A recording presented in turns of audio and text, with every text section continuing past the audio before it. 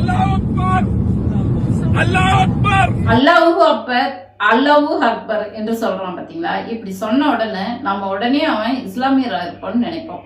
சரி, அடுத்தது என்ன சொல்றான்னு கேளுங்களேன்.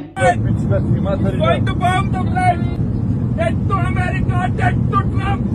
இந்த ஏரோப்ளேனுக்கு வெடிகுண்டு வைக்க போறேன், இது வெடிச்சிட்டா அமெரிக்க மக்கள் இறந்துருவாங்க, ட்ரம்ப் இறந்துருவாருன்னு சொல்லிட்டு மிரட்டுறான். மிரட்டின உடனே அங்க இருந்த ஃபாரினர்ஸ் எல்லாம் அவனை நல்லா மிதின்னு மிதிச்சு கொண்டுட்டு போய் ஸ்டேஷன்ல ஒப்படைக்கிறாங்க. அங்க போலீஸ் விசாரணை பண்ணனதுல அவன் பேரு அபினவ் வைஷ்ணவ் நாயுடு என்று சொல்றாங்க.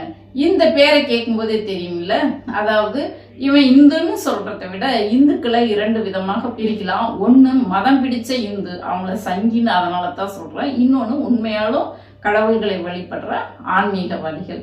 இப்படி இந்த மாதிரி ஒரு வீடியோ பண்ணி ட்விட்டர்ல போட்ட உடனே எல்லாரும் இந்த மாதிரி சர்ச்சையாகி அது ஒரு வன்முறை தூண்டலாக ஆன உடனே இவனை பிடிச்சி இவன் கையும் காலுமா மாட்டிக்கிட்டதுக்கு அப்புறம் இவனை மனநோயாளி என்று சொல்லி அவனை காப்பாத்துற வேலையை பாக்குறாங்க. இப்படித்தான் இஸ்லாமியர்கள் மேலு எப்போதுமே இந்த சங்கிங்க இஸ்லாமியர் பேரை வச்சுக்கிட்டு நாதுராம் கோட்ஸே என்று எழுதிக்கிட்டு போயிட்டு காந்தியை கொல்லும் போது கோட்ஸே தன் பேர்ல இஸ்லாமியர் பேரை பச்சை கொத்திக்கிட்டு போய் கொன்னுட்டு அதை இஸ்லாமியர்கள் மீது பழிய போட்டாரு.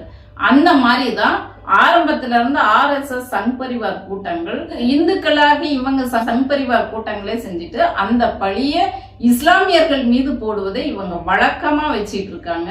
இஸ்லாமியர்களை தீவிரவாதிகளாகவும் பயங்கரவாதிகளாகவும் காட்டி உண்மையான ஆன்மீகவாதிகள் இந்து வழிபாடு பண்றவங்க கடவுள் வழிபாடு பண்றவங்களுக்கும் அந்த வெறுப்பை ஏற்படுத்திக்கிட்டு இருக்கிறது தான் இந்த சங் பரிவார் கூட்டங்களோட வேலையா